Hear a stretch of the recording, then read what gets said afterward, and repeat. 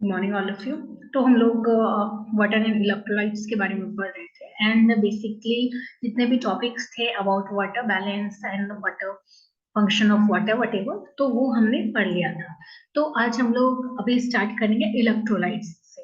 तो हमारे बॉडी में जैसे फ्लूइड बैलेंस होना चाहिए वैसे हमारे बॉडी में इलेक्ट्रोलाइट्स भी बैलेंस होना चाहिए एंड इलेक्ट्रोलाइट्स के हमारी बॉडी में बहुत ही वाइटल रोल है, क्योंकि जितने भी न्यूरोट्रांसमीटर्स हैं उनको बम्बार्डमेंट होने के लिए, उनको वर्क करने के लिए इलेक्ट्रोलाइट्स की जरूरत है। मसल्स काम करने के लिए अगर इलेक्ट्रोलाइट्स नहीं होगा तो क्या होगा, कमजोरी होने लग जाता है हमारी बॉडी में एंड ट्विचिंग इफेक्ट आने लग जाता है। तो अभी हम लोग सारे इलेक्ट्रोलाइट जो भी कंपोजिशन है हमारे बॉडी फ्लूइड्स में, कौन कौन से इलेक्ट्रोलाइट्स के and what are the role of these electrolytes, वो हम पढ़ेंगे। तो फर्स्ट जो हम सबसे ज्यादा पढ़ते हैं वो क्या है, सोडियम, मैग्नीशियम, पोटेशियम, क्लोरीन, ये सब ज्यादा हम पढ़ते हैं। तो बेसिकली स्टार्टिंग करते हैं हम सोडियम से, Na+ जिसको हम लोग कहते हैं। तो एक और चीज हम जान लें कि इलेक्ट्रोलाइट्स की कमी से, बहुत ज्यादा कमी से या बहुत ज्यादा मात्रा में अगर आपके बॉडी में प्रेजेंट है तो उस वजह से भी, इन दोनों वजह से आपके बॉडी में कोई एक बीमारी सिम्टम्स दिख सकता है। हालांकि ये बहुत ज्यादा भयंकर सिम्टम्स या बीमारी नहीं हो सकता, जैसे आप इसको इलेक्ट्रोलाइट्स आपकी पूर्ति कर लेंगे बॉडी में तो ये नॉर्मल बिहेव करने लगेगा। तो सबसे पहले हमको है सोडियम। तो सोडियम क्या करता है कि हमारा जो बॉडी में सेल है, सेल का बैलेंस बना रहे, सही से फ्लूइड बैलेंस बना रहे, सभी को सारे सेल सही से न्यूट्रिएंट्स एब्जॉर्ब करता रहे, इसीलिए हमारे बॉडी में क्या चाहिए, हाँ दैट्स वाई ये इम्पोर्टेंस है हमारा सोडियम का। तो ये हमारे बॉडी में one of the abundant electrolytes present होते हैं, मतलब सबसे ज्यादा पाए जाने वाला इलेक्ट्रोलाइट्स में से एक होता है सोडियम, और बहुत ही ज्यादा वाइटल रोल भी है। पहले तो हम जाने कि राइट फ्लूइड बैलेंस करने का होता है, दूसरा क्या होता है कि हमारा जो सेल है वो सही से न्यूट्रिएंट्स एब्जॉर्ब करे, उसलिए भी ये बहुत इंपॉर्टेंट है। अब ज्यादा या कम से हो सकता है, अगर हमारी बॉडी में बहुत ज्यादा सोडियम की मात्राएं हैं तो क्या हो सकता है, हम हमारे जो रिफ्लेक्शन है वो काफी स्ट्रॉन्ग हो सकते हैं। दूसरा, बिहेवियर चेंजेस हो सकता है, मे लेड टू कंफ्यूजन की मात्राएं हो, क्योंकि ये क्या कहते हैं ना कि हमारा जो न्यूरॉन्स है, न्यूरोट्रांसमीटर है, वहां बम्बार्डमेंट करने लगता है। तो उस केसेस में, बहुत ज्यादा बम्बार्डमेंट के केसेस में हो सकता है कि हमको कंफ्यूजन हो सकता है, कोमा में हम जा सकते हैं, सीजर हो सकता है। तो ये सब एक्सट्रीम केसेस है। और अगर बहुत ही कम मात्रा में सोडियम है तो उसको हम लोग बोलते हैं हाइपोनाइट्रीमिया। एक्चुअली सोडियम का जो लैटिन नेम है वो नाइट्रियम होता है, ये सभी को पता होगा। तो hypernatremia and hyponatremia, hypo means less.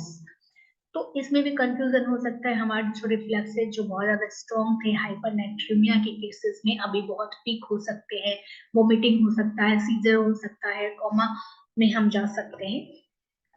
Next electrolyte क्या है हमारा, मैग्नीशियम। तो ये भी क्या करता है, एज लाइक सोडियम, ये भी हमारे सेल्स को न्यूट्रिएंट्स, जो हमारा सेल दिया था न्यूट्रिएंट्स सोडियम के प्रेजेंस में न्यूट्रिएंट्स लेता है फ्रूट्स से, तो ये क्या करता है, उस न्यूट्रिएंट्स को एनर्जी में बदलने में मदद करता है।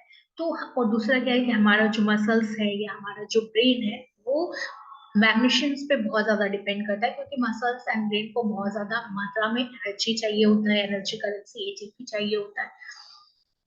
अगर सिमिलरली इसके साथ डिसऑर्डर्स भी हो सकते हैं, अगर हमारी बॉडी में बहुत ज्यादा मैग्नीशियम हो, दैट इज हाइपर मैग्नीशियमिया बोलते हैं इसको, तो हमारा बॉडी क्या हो सकता है कि हमारा एरिथीमिया हो सकता है, हमारा जो हार्ट रेट है वो बदल सकता है। एनीमिया में क्या होता है, या तो ट्रैचिकार्डिया हो सकता है या ब्रैडिकार्डिया हो सकता है, मतलब हार्ट रेट नॉर्मल से अगर कम हो जाए दैट इज ब्रैडिकार्डिया, अगर नॉर्मल से ज्यादा हो जाता है तो उसको हम लोग ट्रैचिकार्डिया कहते हैं। हमारी रिफ्लेक्सेस वीकेंड हो सकते हैं, हमको हार्ट अटैक आ सकता है, हार्ट स्टॉप हो सकता है, कार्डियक अरेस्ट हो सकता है। दूसरा केसेस क्या होता है कि जब हमारी बॉडी में इलेक्ट्रोलाइट्स की कमी हो, कम मात्राएं में मैग्नीशियम हो, तो ट्विचिंग हो सकता है, फड़फड़ाना, जो मसल्स फड़फड़ाना होता है that is twitching, muscle weakness हो सकता है, एरीमिया हो सकता है। तो जनरली क्या होता है ना, कैल्शियम, पोटेशियम्स और मैग्नीशियम्स का जो प्रॉब्लम होता है लगभग सेम होता है। नेक्स्ट है हमारा पोटेशियम A+। पोटेशियम्स और मैग्नीशियम्स का आपने पहले भी पढ़ा है कि मिनरल्स के रूप में भी दोनों का काम जो होता है वो सिमिलर होता है। और एक और चीज क्या देखेंगे कि जब सोडियम कोई भी एंटर करता है सेल में तो पोटेशियम बाहर जाता है, मतलब दोनों एक साथ नहीं रहता, दोनों उल्टा काम करता है। अगर सेल में सोडियम आया तो पोटेशियम बाहर जाएगा, पोटेशियम आया तो सोडियम सोडियम बाहर में जाएगा। पोटेशियम का मेन काम क्या होता है हमारे बॉडी में, हार्ट फंक्शंस में।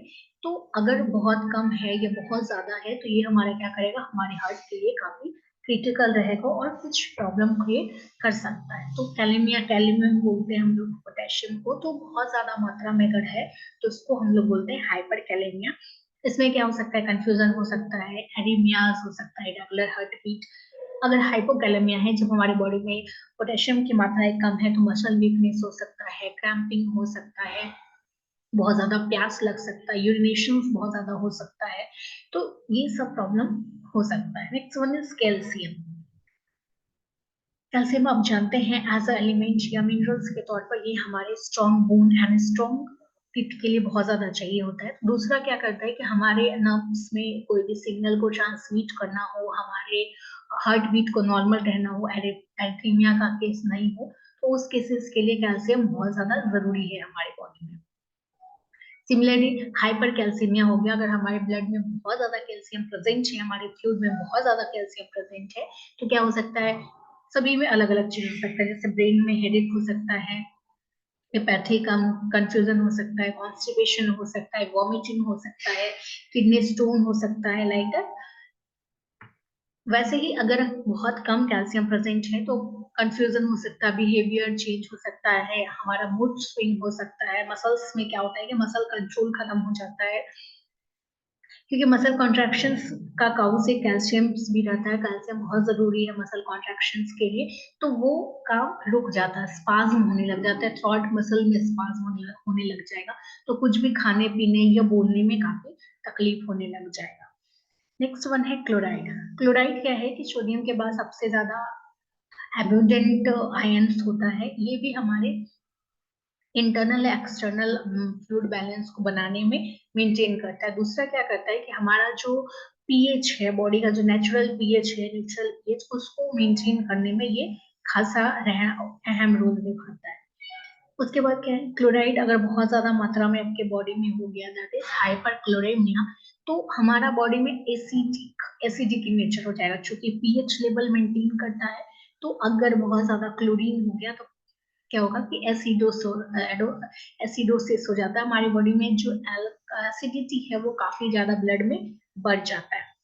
इससे क्या हो सकता है, नौशिया हो सकता है, वॉमिटिंग हो सकता है, फैटिग हो सकता है, आप गहरी सांसें ले, जनरली ये सब हो सकता है। उसके बाद उसके बाद दूसरा क्या हो सकता है कि अगर मान लीजिए ये चीज पोटेशियम के साथ है, कि यहाँ पे क्लोरीन बहुत ज्यादा है और बहुत ज्यादा पोटेशियम भी साथ साथ में है, तो हो सकता है किडनी फेल्योर भी हो सकता है। अगर क्लोरीन बहुत ज्यादा है, पोटेशियम कम है, उस केस में डायरिया हो सकता है, फ्लूइड लीकेज हो सकता है, लाइक दैट।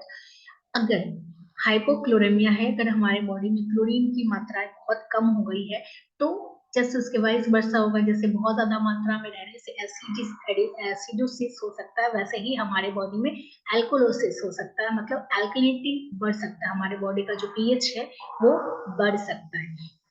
इसमें हमको क्या हो सकता है, कंफ्यूजन हो सकता है, हार्ट रेट इधर उधर हो सकता है, इरेगुलर हो सकता है, मसल ट्विचिंग हो सकता है।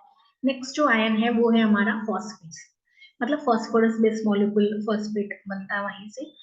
तो ये मेनली ये भी क्या करता है कि हमारे न्यूट्रिएंट्स को मेटाबोलाइज करता है, और न्यूक्लियोटाइड्स का एक पार्ट है फॉस्फेट ग्रुप। तो यहाँ पे क्या होता है कि अब ये बेसिकली क्या करता है कि जब जैसे ही हमारे न्यूक्लियोटाइड का एक पार्ट है तो ये हमारे डीएनए को बनाता है। दूसरा, अगर बीमारी में देखा जाएगा हमारी बॉडी में इलेक्ट्रोलाइट्स फॉस्फेट की कमी है, तो अगर तो जनरली क्या होगा, मसल वीकनेस होने लग जाएगा।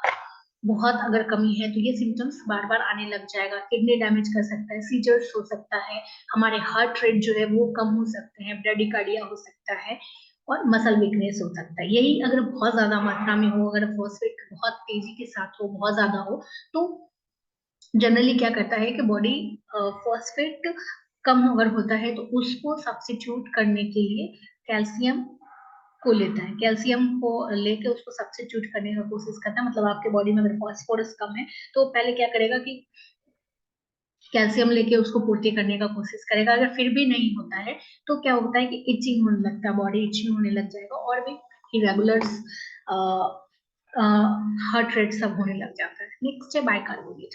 बाइकार्बोनेट क्या है कि जैसे आपने क्लोरीन के बारे में पढ़ा है कि वो हमारे पीएच लेवल को मेंटेन रखता है, नॉर्मल करके रखता है, नॉर्मलाइज रखता है।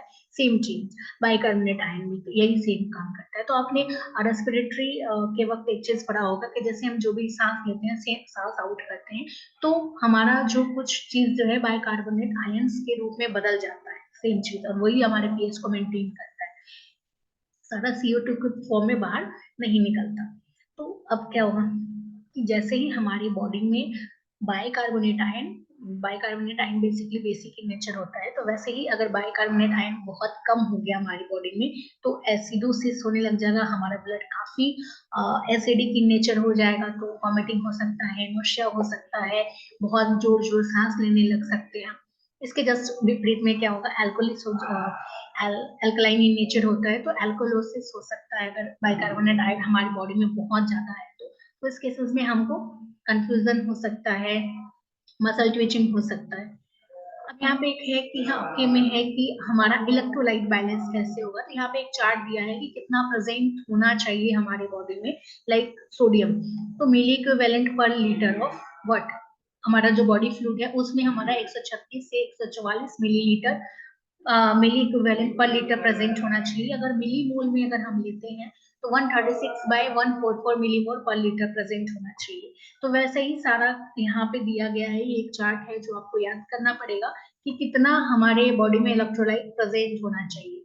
ओके, नेक्स्ट है डिहाइड्रेशन क्या है, ORS क्या है, और काउजेस क्या है डिहाइड्रेशन का। तो बेसिकली डिहाइड्रेशन सभी जानते हैं, जब हमारे बॉडी में वाटर लॉस होता है, जितना नॉर्मल आउटपुट होना चाहिए उससे कहीं ज्यादा, मतलब जनरली हम क्या जानते हैं वाटर बैलेंस होता है, जितना हम इनपुट करते हैं उतना आउटपुट होता है, बट इनपुट से कहीं अधिक आउटपुट होने लग जाए, जब ये बैलेंस बिगड़ जाए, दैट इज कॉल्ड डिहाइड्रेशन।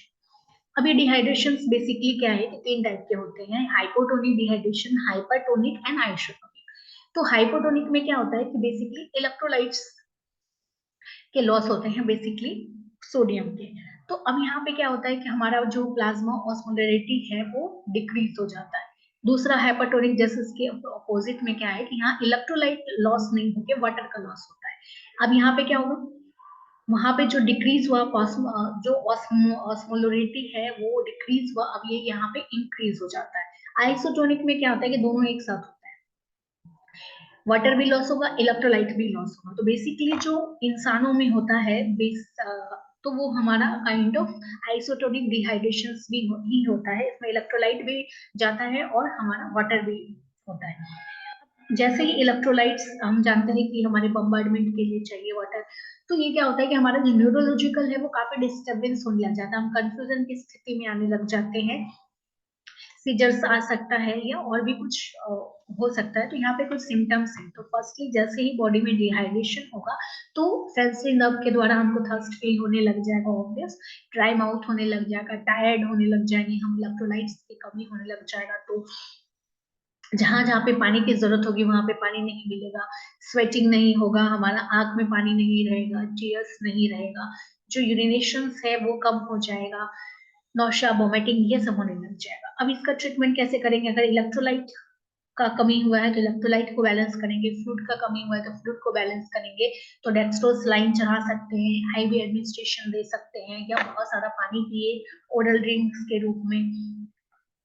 उसके बाद आता है ORS। तो ORS सभी लोग जानते होंगे कि ये इसमें generally sodium chloride, potassium chloride, sodium citrate और ग्लूकोज का एक मिक्सचर है, एक कंपोजिशन है, जिसको लेने से क्या होता है कि हमारा डिहाइड्रेशन कम हो जाता है। ये जनरली प्रिवेंट करता है डायरिया को, या मेंटेनेंस थेरेपी के तौर पे दिया जाता है। जब भी डिहाइड्रेशन होता है उसको कमी करने के लिए, उसको पूर्ति करने के लिए हम लोग ORS लेते हैं। ठीक है, तो आज हम लोग इतना ही पढ़ते हैं, नेक्स्ट डे फिर नया टॉपिक के साथ आते हैं।